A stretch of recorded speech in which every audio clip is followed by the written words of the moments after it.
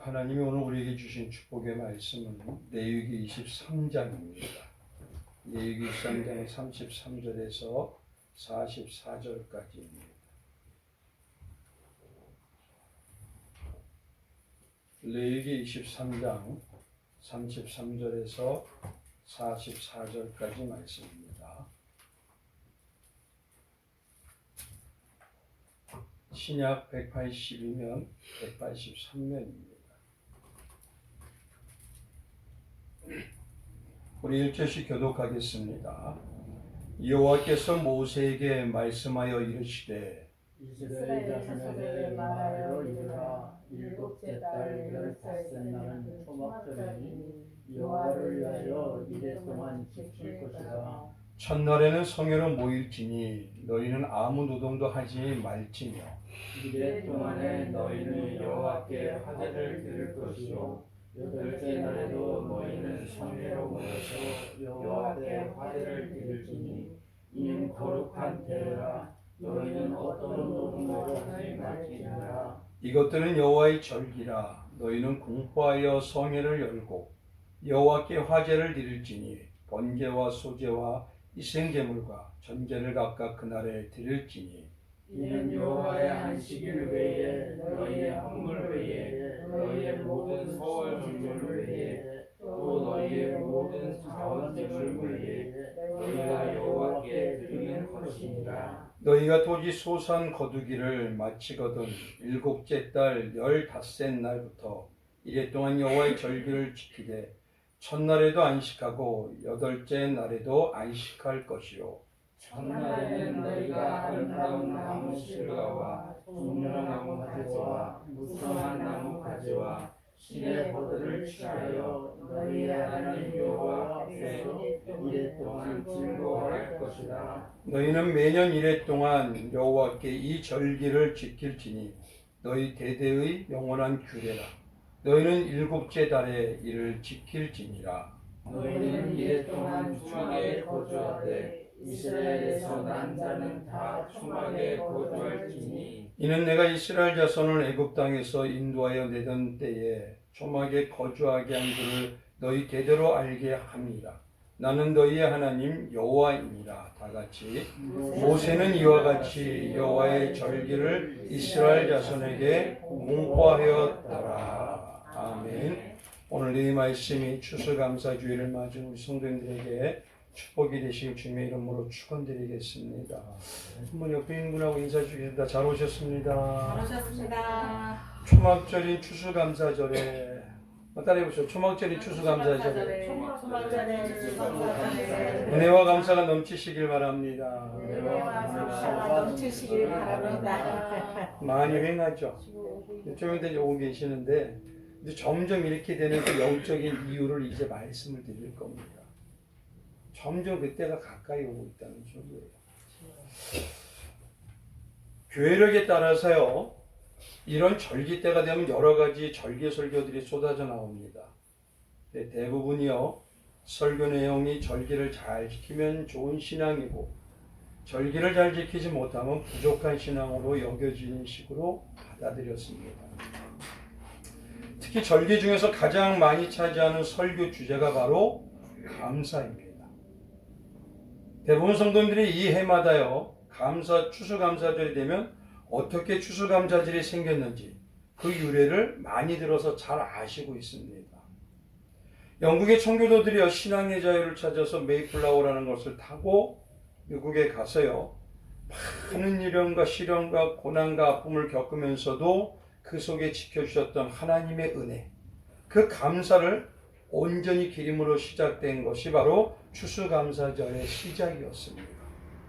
그래서 대부분이요, 한 해 동안 인도하시고 이끌어 주셔서 풍성히 추수하게 하신 하나님, 그 한 해 동안에 인도해 주셨던 그 하나님에 대해서 은혜를 기억하고 감사를 드리는 감사제의 절기로 지켰던 게 이 추수감사절의 시작입니다.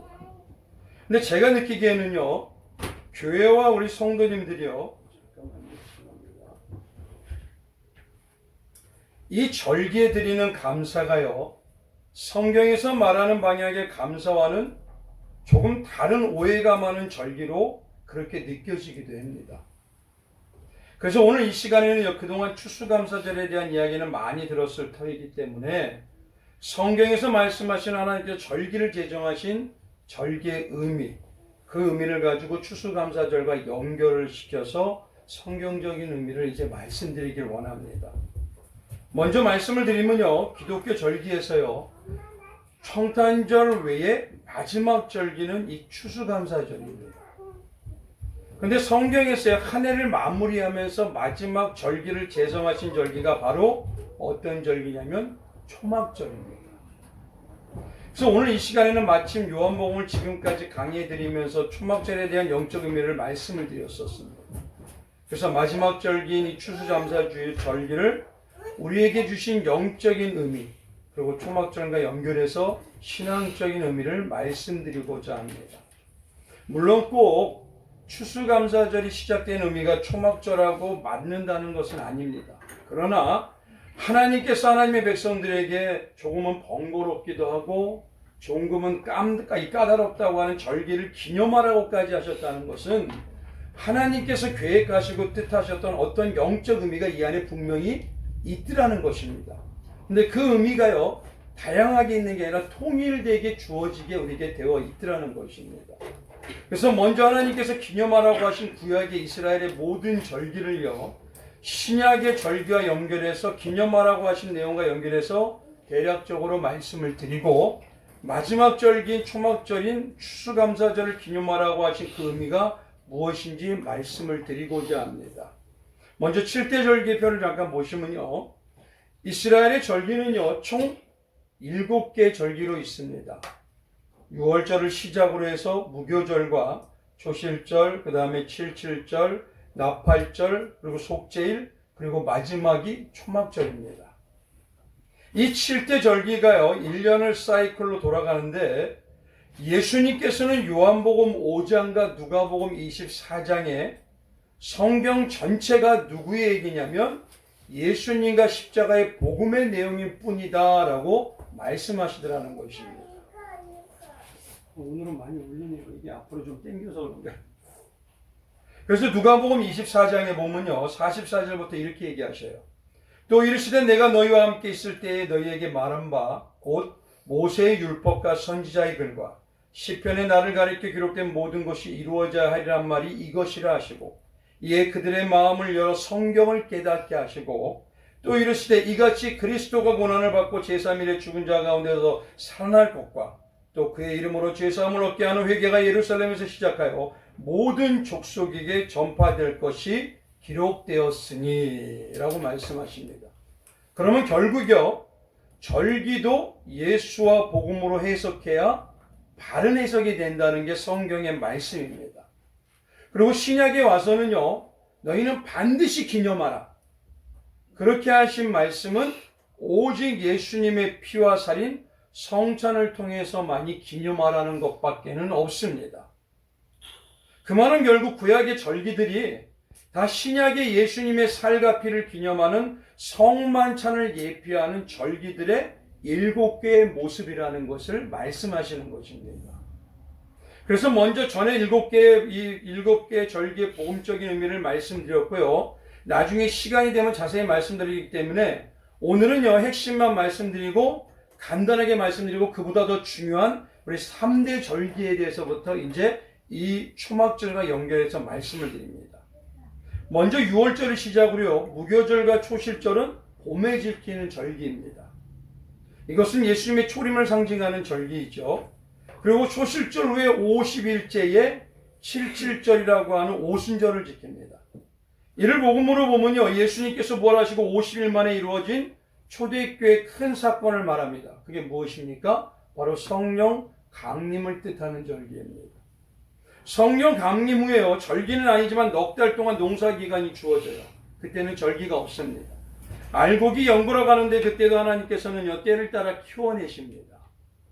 이 기간을 영적으로 해석하면요, 성령의 강림으로 하나님의 백성을 찾고 훈련하는 구원의 완성으로 가는 농사기간으로 말씀드릴 수가 있습니다. 그것이 어느냐면 교회생활이고 신앙생활이고 이것이 여름의 절기입니다. 그리고 넉 달 동안요 농사가 지나면요 이제 가을 절기로 들어갑니다. 가을 절기는 추수하는 절기이고 영적으로는요 예수의 재림을 준비하는 절기입니다. 그 시작이 나팔절이고요 속죄일이고요 두 번째가 속죄일이고 그리고 마지막 절기가 바로 오늘 말씀의 핵심인 초막절입니다.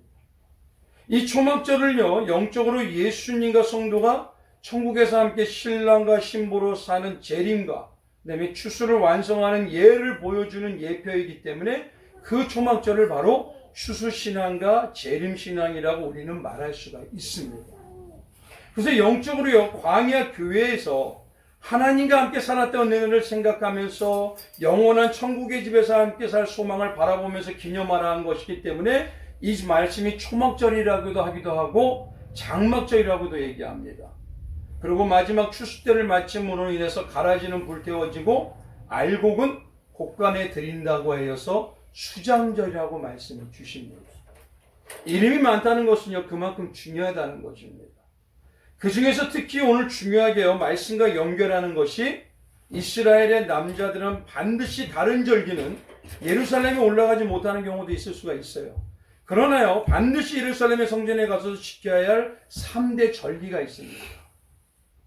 그것이 바로 유월절이고 오순절이고 오늘 추수감사절과 연계되는 초막절입니다.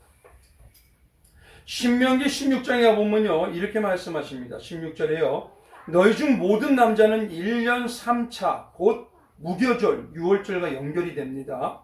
그러니까 77절 오순절이고요. 초막절에 내 하나님 여호와의 택하신 곳에서 여호와께 보이되 공수로 여호와께 보이지 말고 각 사람이 내 하나님 여호와의 주신 복을 따라 그 힘대로 물건을 드릴지니라 이렇게 말씀하십니다. 아시다시피 이 절기들은요 무엇과 연관이 깊냐면 이스라엘이 애굽을 나와서 광야를 거쳐서 약속의 땅인 가나안 땅에 들어가는 출애굽 사건과 깊은 절기입니다. 결국 이 세 절기는요 핵심이라고 하는 봄과 여름과 마지막 가을에 겨울에 추수하는 이 절기는요 이스라엘에게 출애굽의 사건을 기념하라고 하시는 것과 같고 특히 출애굽의 사건은요 이렇게 말씀드릴 수가 있어요. 이 성도의 신앙의 여정을 담고 있는 절기라고 할 수가 있습니다. 그래서 7개의 절기는요 신앙의 절기를 담고 있고요 그 핵심이 바로 3대 절기입니다. 그렇기 때문에 절기를 지키도록 하신 이유는요 여러 가지가 있지만 그 안에는 크게 3가지로 나타나는 하나님의 뜻이 있습니다. 첫 번째는 뭐냐면요 이스라엘 백성에게 말씀하실 때 출애굽은 즉 뭐냐면 세상의 뺀에서부터 하나님이 모든 것을 나타내는 그 신앙의 여정은 하나님께서 계획하시고 하나님께 이루어내시고 하나님께서 완성하시는 모든 것이 하나님의 주권적인 사건의 은혜이다라고 하나님께서 어떤 분인지를 확신하고 잊지 말라고 말씀해 주시는 겁니다. 이 절기가요 먼저 하나님이 어떤 분인지를 기억해라. 그분은 전적으로 모든 걸 이루어내셨다라는 것입니다. 두 번째로요 하나님께서는 이 출애굽의 사건이요 하나님의 백성들에게 노예로 죽을 수밖에 없는 그들이었습니다. 그들은요 도저히 스스로는요 그 노예의 삶을 해결할 수가 없었어요.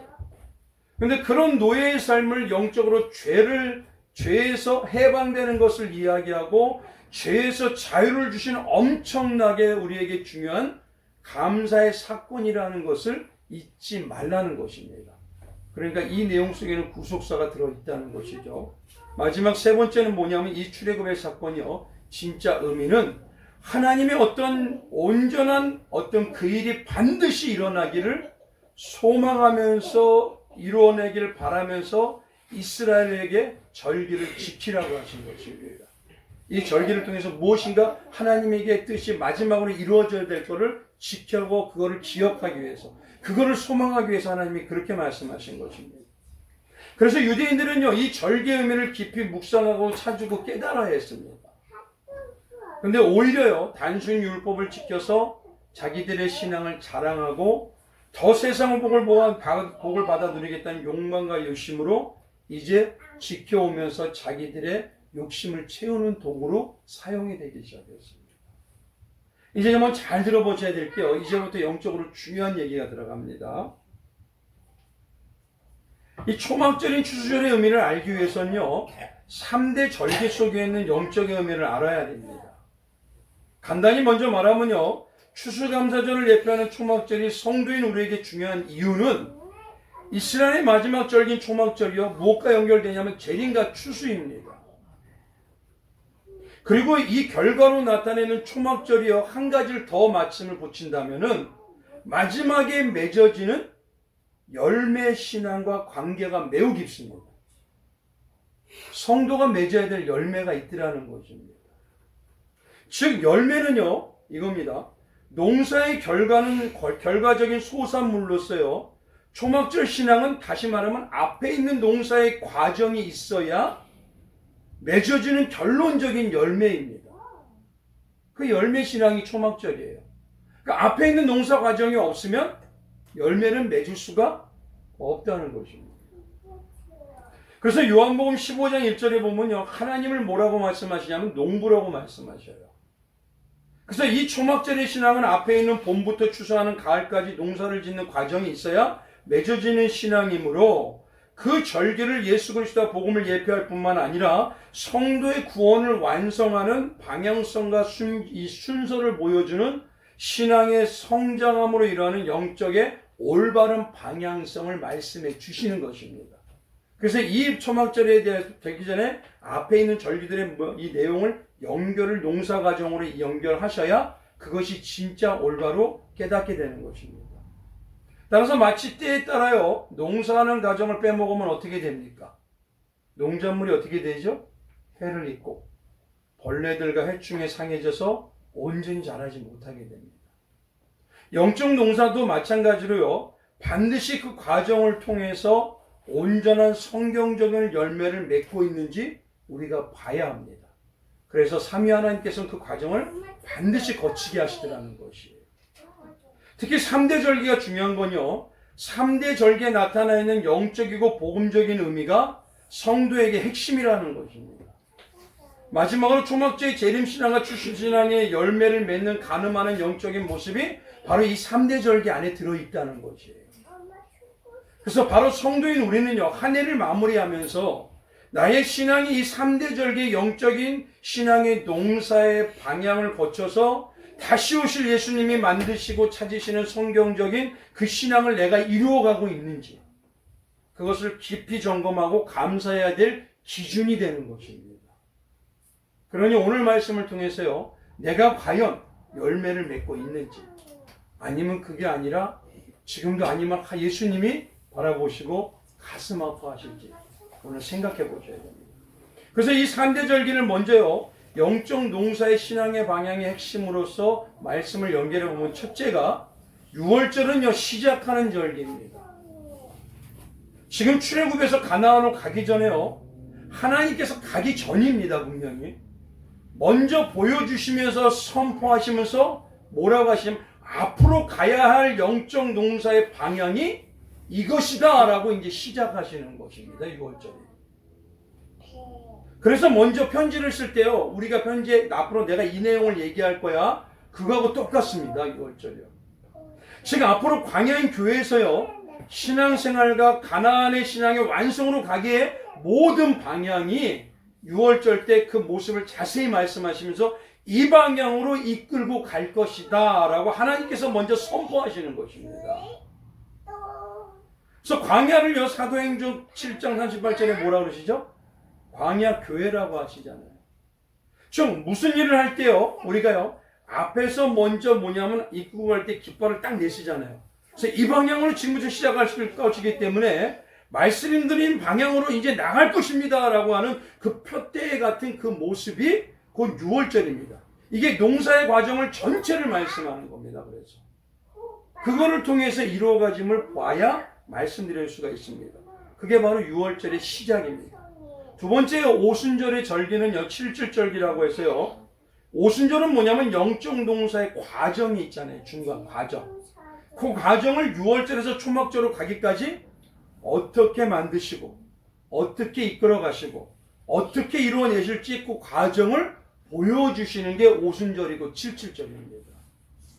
그리고 마지막 초막절이요, 영적 농사의 과정을 통해 이런 6월절과 이 오순절을 통해서 완전히 이루어지는 열매 신앙, 그 그 열매 신앙인 재림과 추수의 열매 완성을 이제 보여주는 겁니다. 그럼 여기서요, 초막절의 열매 맺는 신앙을 알기 위해서는 앞으로 가야 할 영적 농사를 설명하는 유월절과 영적 농사의 과정을 보여주시는 오순절의 방향을 신앙으로 먼저 보고 먼저 영으로 찾아야 합니다. 그래서 여기까지는 아마 대략적으로 이제 이해가 되실 것이에요. 그러면 이제 보십시오. 출애굽 때요, 이 3대 절기 중 먼저 유월절을 보면요, 유월절은 출애굽의 시작과 깊은 관계가 있는 절기로서요, 익히 이 유월절의 절기가 우리에게 영적으로 누구를 말씀하시는지 성도님은 다 알아요. 그래서 그때의 내용을 자세히 보면요, 이제 그 누구를 통해서 자세히 영적 내용을 짚는 것을 말씀을 드립니다. 출애굽기 12장부터요, 유월절이 나옵니다.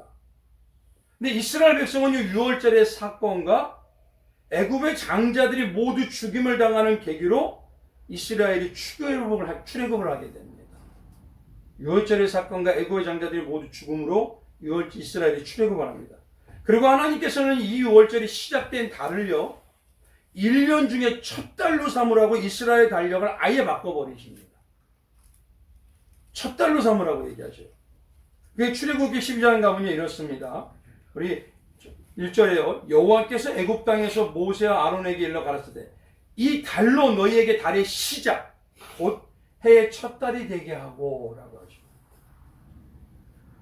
우리 표를 보시면 표 한번 보여주세요. 표를 보시면 아시겠지만요, 6월절은요 원래 3월과 4월에 있는 달이 사이에 있는 달입니다. 이스라엘에. 근데 이 달을 첫 달로 삼으라고 하나님이 얘기하시는 거예요. 하나님께서 하나님의 백성인 이스라엘에게요, 무엇인가를 시작하기 전에 앞으로 신앙의 과정과 핵심이 무엇인지를 알려주시는 것입니다. 이게 가장 중요한 너희의 핵심의 시작이다. 이 팻대를 들고 가야 돼. 이 말씀을 하시는 거예요. 이것을 우리 신앙으로 말하면요, 절기를 십자가의 복음이 구속사의 과정에 맞춰 놓으시는 거예요, 지금. 그래서 그 구속사가 완성되는 과정을 시작하기 전에 먼저 이렇게 할 것이다 라고 설명하시는 게 유월절입니다. 그래서 성도는요, 유월절이 첫 달이 되는 것으로요, 본문 오늘 레위기 23장에도요 4절에 이렇게 합니다. 이것이 너희가 정한 때의 성회로 공포할 여호와의 절기니라. 첫째 달 열 나흘날 저녁은 여호와의 유월절이요. 그래서요, 이 유월절이 이스라엘 백성은요, 점도 없고 흠도 없는 양을 잡아서 가장 중요한 게 뭐냐면 머리에서부터 내장까지 어떻다고요? 완전히 먹어야 합니다. 이 유월절이 시작할 때 핵심이 첫 번째가 이거예요. 너희는 흠도 없고 점도 없는 그 어린 양을 잡아서 머리에서 내장까지 완전히 먹지 않으면 안 된다. 이렇게 말씀하죠. 이게 첫 번째 영적 농사의 핵심입니다. 그럼 보십시오. 완전히 먹으라는 건 이런 거죠. 어떤 부분은 맛있어서 먹고 어떤 부분은 쓰고 맛이 없고 힘들어서 먹지 않고 하는 것이 아닙니다. 출애굽의 세상에서 건져진 성도는요, 반드시 광야교회를 거쳐가면서 어떻게 해야 됩니까? 머리에서부터 발끝까지 내장까지 다 먹어야 됩니다. 성도가 먹어야 할 것을 신약에서 말하는 게 무엇이냐면 바로 예수님이고요, 십자가의 복음이라는 떡과 양식으로 얘기하십니다. 요한복음 6장 48절에 내가 곧 생명의 떡이니 그러시잖아요. 계시록에는요, 작은 두루마리로 예표하는 복음을요 어떻게 말씀하시냐, 사도 요한에게 갖다 먹어 버리라고까지 얘기하십니다. 그리고 그 먹었더니만 사도 요한이 이런 작용이 나왔다고 얘기합니다. 계시록 10장에요 9절부터 내가 천사에게 나아가 작은 두루마리를 달라 한즉 천사가 이르되 갖다 먹어버리라. 내 배에는 쓰나 내 입에는 꿀같이 달리라 하거늘 내가 천사의 손에서 작은 두루마리를 갖다 먹어버리니 내 입에는 꿀같이 다나 먹은 후에 내 배에는 쓰게 되더라. 즉 하늘 백성인 성도는요, 예수의 복음이 복을 주고 힘을 주고 잘되게 하신다는 것만을 골라서 먹어야 하죠. 그렇죠? 복을 주고 힘을 주고 잘 되게 한다는 것만을 복을 먹어서 내가 원하는 대로 그런 말씀만 찾아서 먹어야 되죠, 우리는. 아닙니다. 근데 죄송하지만요, 지금 교회들의 성도님들이요, 복 받는 거, 잘 된다는 거, 그 말씀은 골라서만 먹어요. 오히려 뭐냐면요, 쓰고 맛없고 힘들게 하고 아프게 하고 헌신하고 고난이고 시련이 동참하는 부분은요, 이리저리 재면서요, 안 먹으려고 합니다. 근데요, 이렇게 보십시오. 오히려 영적으로 보면요, 우리가 먹는 영의 양식은 쓰고 힘들고 아파하는 것이, 이 아프게 하는 것을 먹어야 나에게 약이 되고 오히려 더 복이 됩니다. 하나님께서 반드시 먹으라고 하실 때는요, 그것이 자녀인 성도인 성도에게 먹어야 피가 되고 살이 되고 예수님과 함께하는 능력과 힘이 된다는 것입니다. 이것을 다르게 말하면요, 십자가의 길과 순교의 삶에 동참하는 것이고 동행하는 것입니다.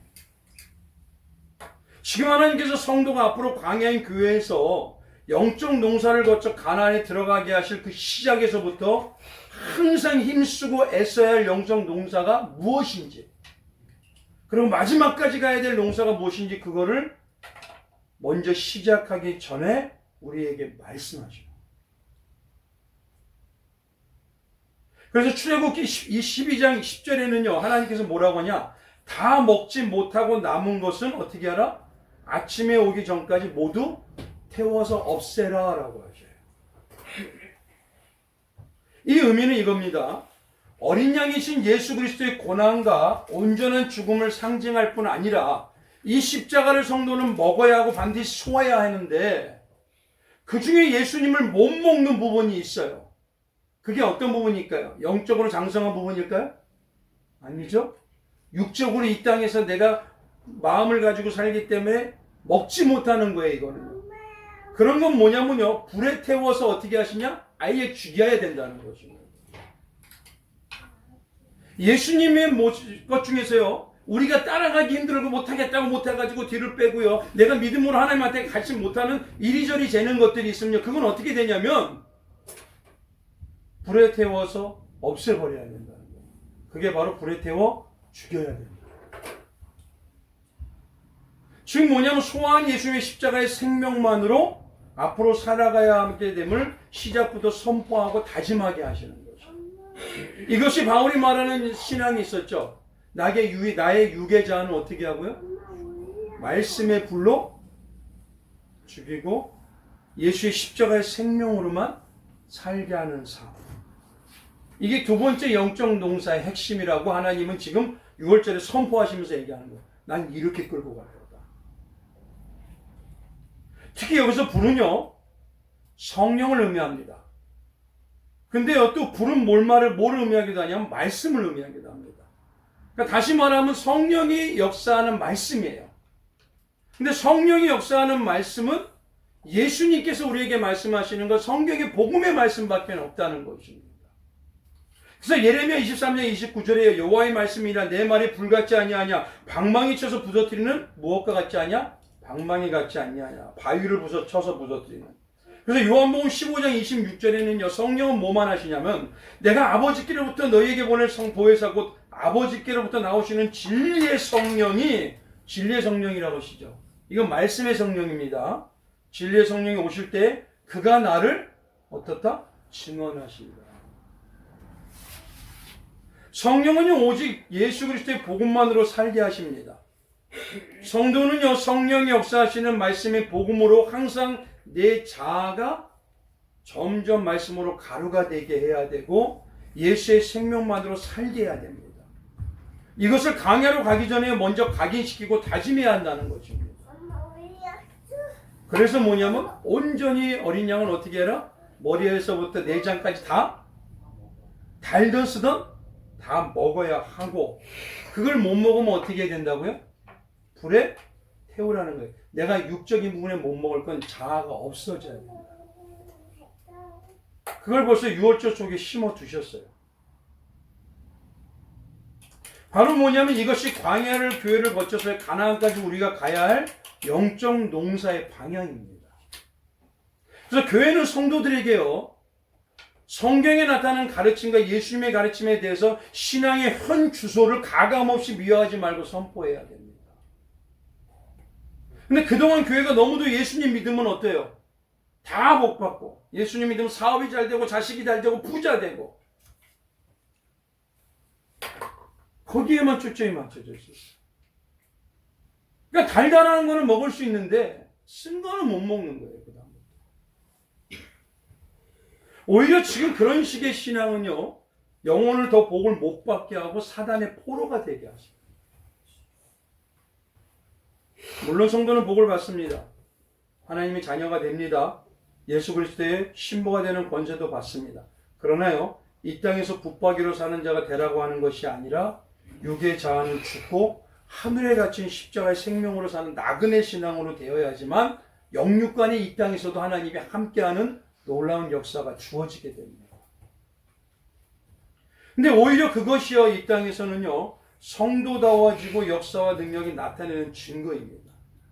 그래서 성도는요, 신앙생활이랑 영적 농사를 질 때 땅을 보시면 안 돼요.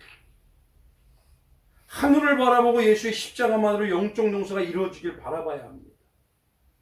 이 영적 농사가 내 눈 안에 이루어질 때 되면요, 사단은 어떻게 될까요? 더 이상 힘을 쓰지 못하고 예수님과 동행하는 능력의 성도가 되는 것입니다. 그래서 시작부터 하나님께서 먼저 신앙의 본질을 설명하시고 시작하는 거예요. 그럼 우리 성도님들은요, 어떤 마음으로 신앙생활 하십니까? 여전히 다른 종교나 세상과 다를 바가 없는 세상의 가치관으로 신앙생활과 천국도 확보하는 마음으로 가지고 계시나요? 그러니 나의 신앙을요, 성경에서 말씀하시는 하나님의 농사의 과정을 영적으로 이루어내겠다는 그 방향을 주민하게 돌아봐야 합니다. 세 번째는요, 농사의 영향의 영적 농사의 방향을 무엇이냐면,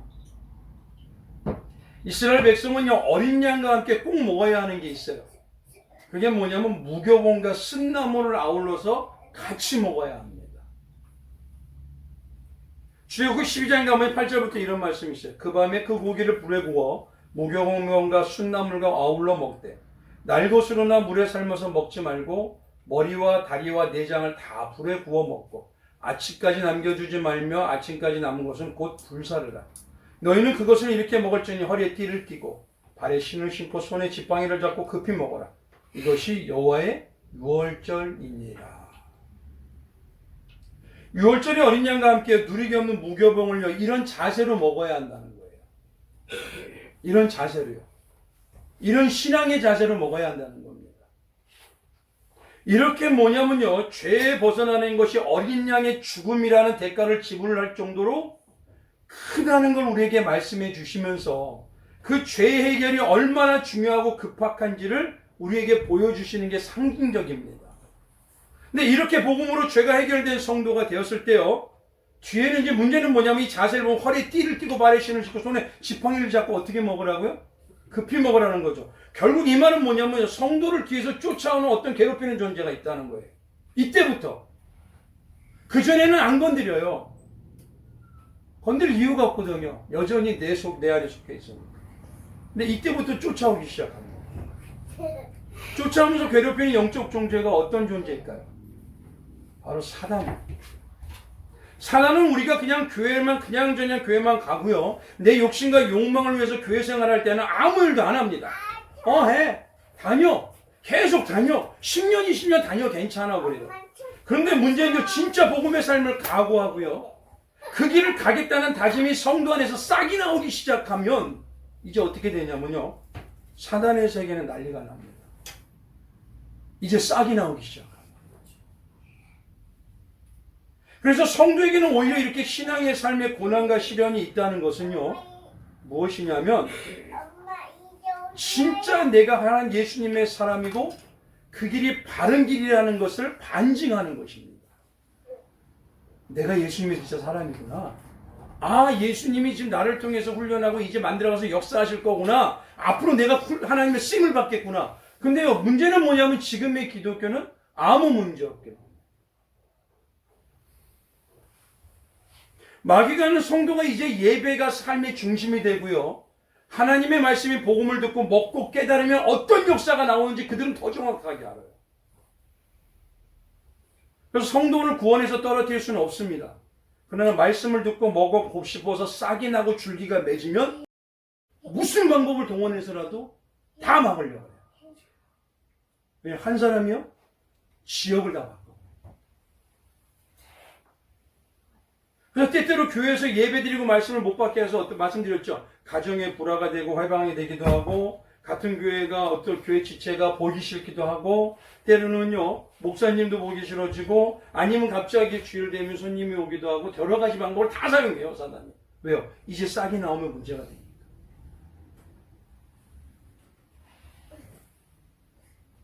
그래서 하나님은요 먼저 각오를 하고 긴박함을 깨달으라는 거지. 신앙생활은요 어영부영하는 게 아닙니다. 하나님은 어영부영 그냥 신앙생활 왔다 갔다만 하고 나 할 거 다 해서 그렇게 만들지 않으십니다. 절대. 이건 생명이 달린 일이기 때문에 그래요. 하나님이 다 하시면서도 우리가 알기를 원하시는 거예요. 하늘에서는요 어떤 일이 일어나고 있는지. 그래서 지키라고 계속 강의시키시는 거예요. 바로 6월절을 통해서 앞으로 이렇게 갈 거라는 걸 이 푯대다 하고 계속 보여주시는 거예요. 근데 문제는요, 성도라는 우리는 교회 나오는 것과 예배를 너무 아무렇지 않게 여겨요. 영적 감각이 무뎌지고 있고요. 영적인 복의 길이 막히는 대로 모르고 있는 거죠.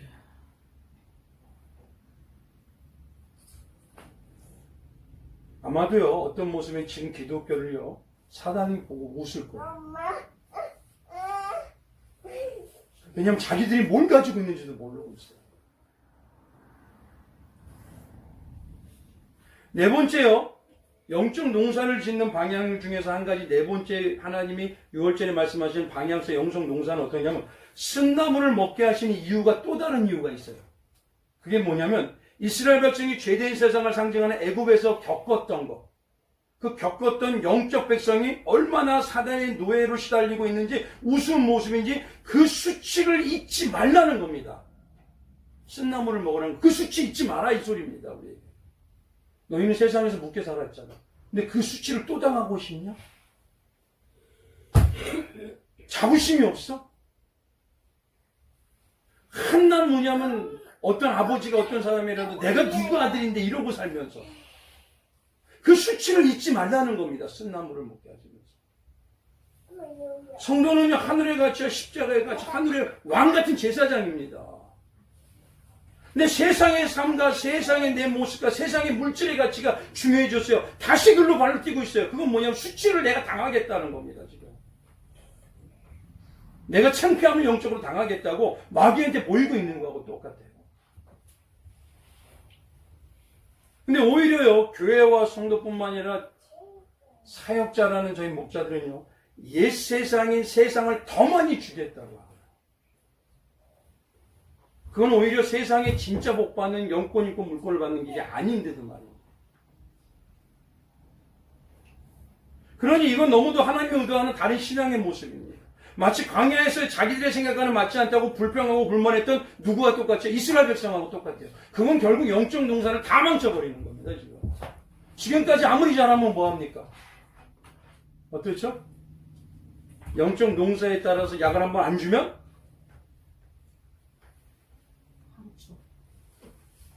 어마어마한 이게 영적인 사건입니다, 지금.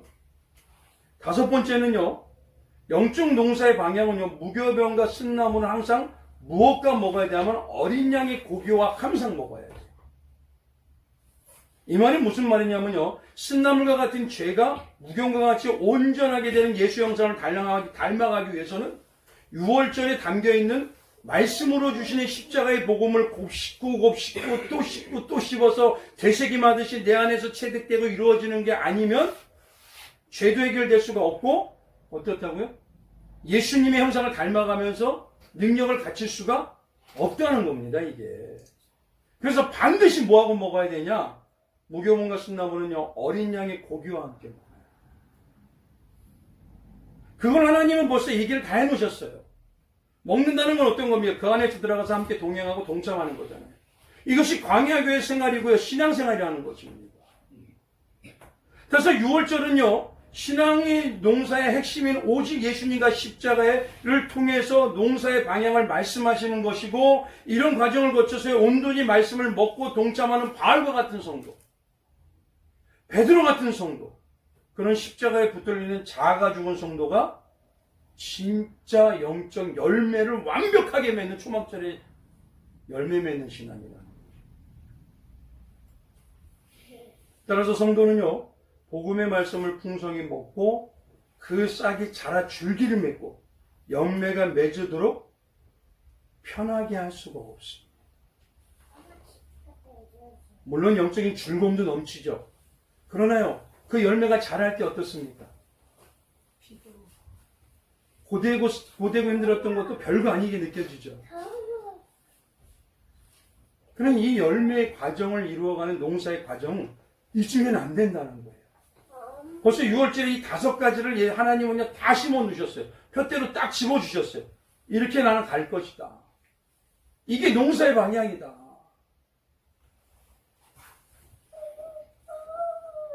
근데 오히려요, 이 시대 성도는요, 성령의 큰 역사와 충만을 바라고 능력을 바랍니다. 근데 예수님과 함께 하시며 동행을 바라면서 예수님의 그 길을 참여하는 게 아니라 아무 일이 없긴 편안하다, 안전하다는 그런 예수님이 호련히 올 때를 생각합니다. 육신도 마찬가지로 먹은 자는 어떻게 되죠? 안 움직일 수가 없잖아요. 성도도 예수의 영이 예수의 심장에 먹으면요, 그냥 두지 않습니다. 그 예수님의 삶을 살아가도록 강권해내세요. 근데 마치요 뭐냐면 지금은요, 예수님보다 성도가 더 고귀한 신분이 되어버렸어요. 오히려 예수님이 성도인 우리에게 제발 교회 나와라, 제발 예배 드려라, 제발 내가 역사할 테니 나를 믿어줘라. 하나님이 이렇게까지 지금 부탁하시는 상태까지 되어버렸습니다.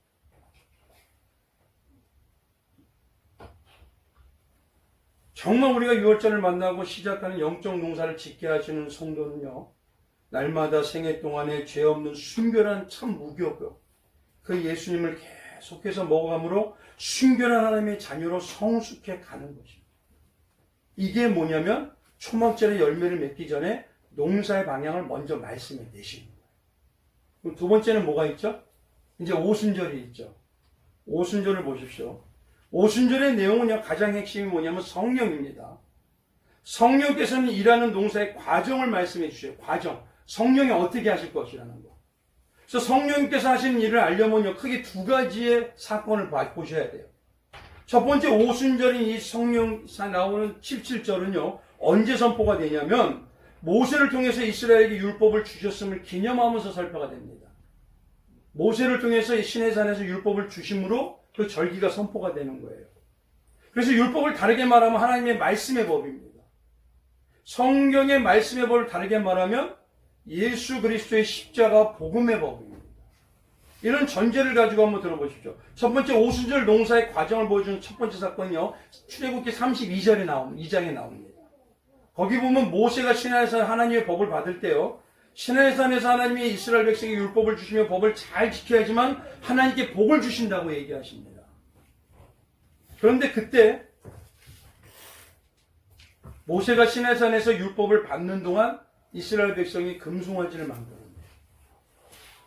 그리고 여호와 하나님이라고 불리면서 자기가 만든 하나님을 하나님으로 섬기는 패악을 저질러버려요.